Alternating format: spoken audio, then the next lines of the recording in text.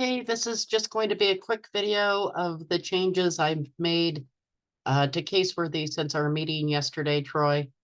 Um, I have simplified your client intake and removed those unnecessary assessments. Um, you can see that the screen I'm on looks a little bit different.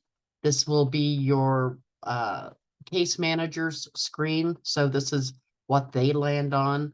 So I want to make sure that this is as easy to maneuver as possible and gotten rid of any of the unnecessary links up here, the administration and the reporting links, which they won't need access to. Yours, Troy, will be just a little bit different. I'll give you some reporting abilities in there as well.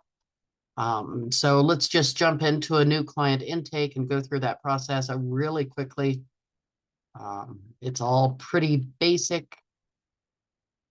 I'm just going to throw some random info in here. Again, you want to make sure this date of arrival, if we're backdating these, is the actual date of arrival.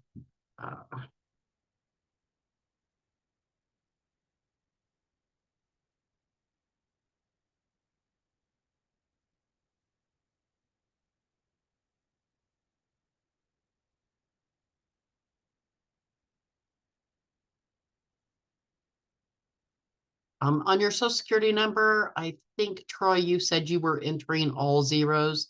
If you don't have that information yet, I would much prefer that you are selecting data not collected and that's how we train your staff. We can always go back out and update that.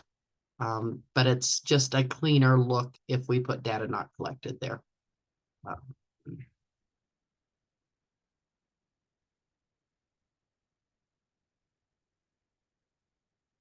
Check for duplicates. Nobody's in there. This is a new client.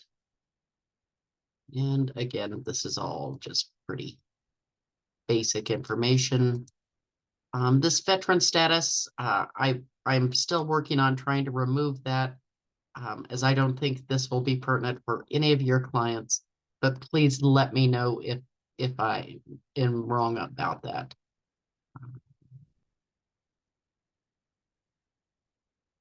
Address information, again, Google address lookup is my preferred method as it collects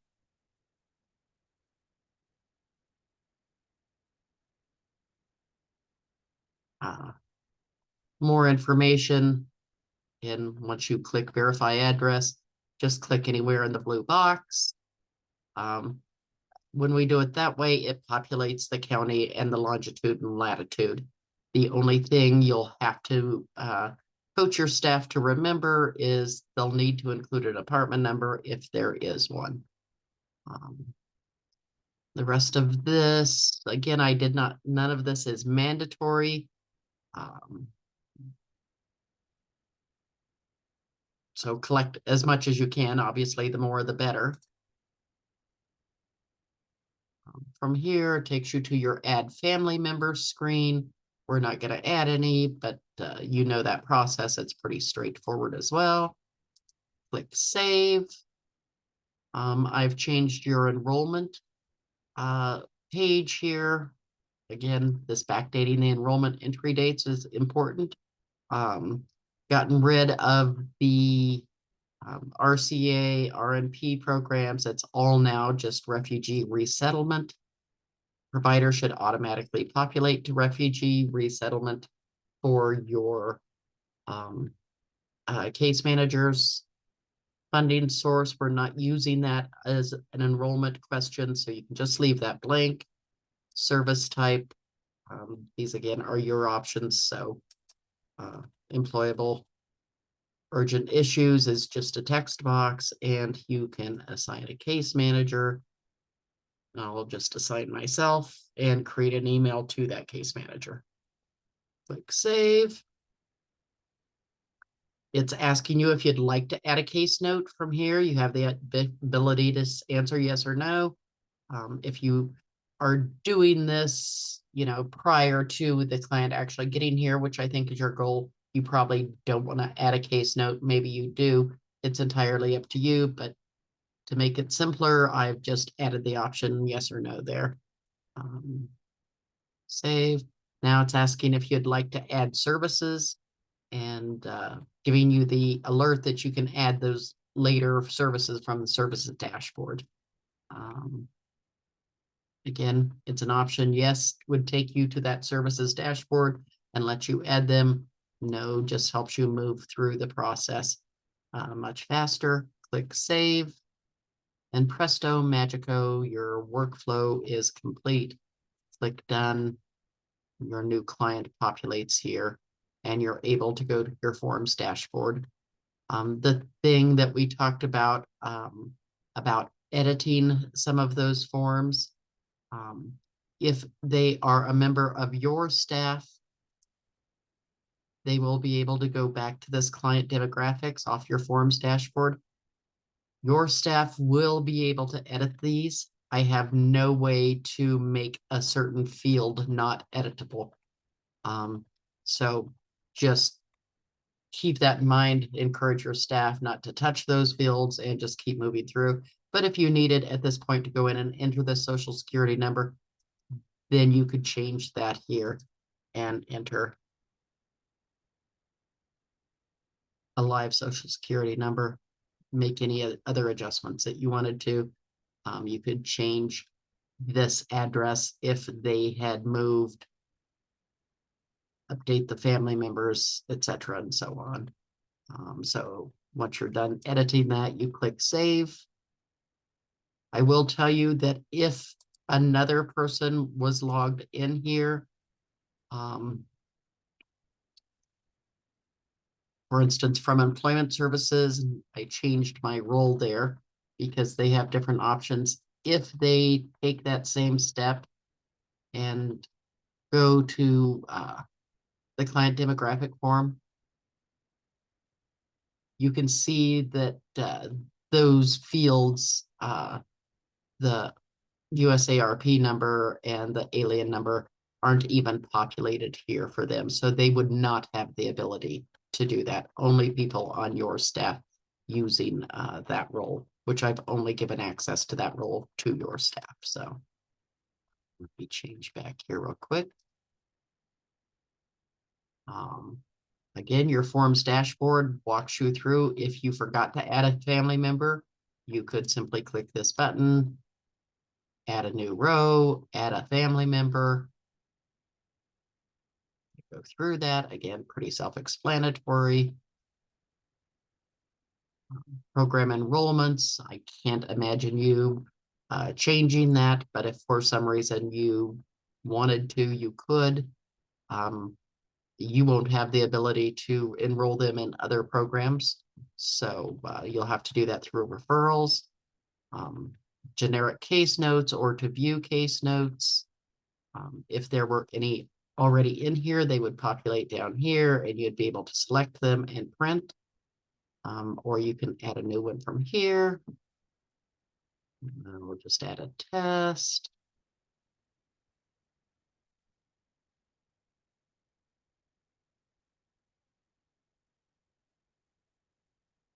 You always want to select the program enrollment, whether this case note pertains to this individual or the entire family.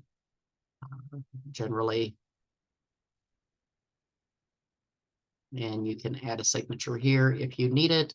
I'll go over building your stored signature with you in the training.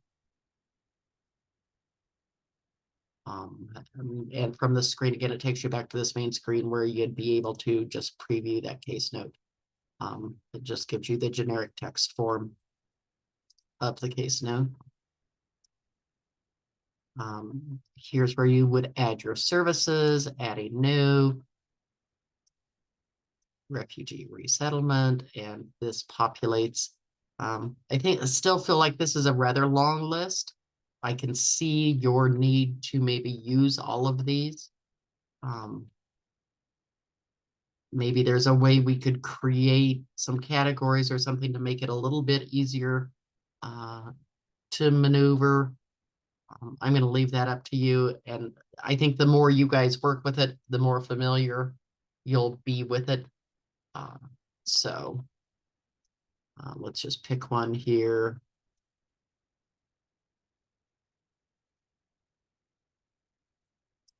Intake interview. This is just documenting the date that you actually interviewed that client. I think we said they arrived on the 1st, so you actually went there on the 8th. It's automatically going to populate a unit value of 1 and just one instance. If there was funding attached to it, we could have that funding here. Right now, they've got this set up as funding being more like the check request. So that's something you and I, Troy, will want to talk about how you did it, whether it was face to face, over the phone, whatever. You did it with all of the family members or some of the family members, service location, and again, the opportunity to add a case note there. Click save.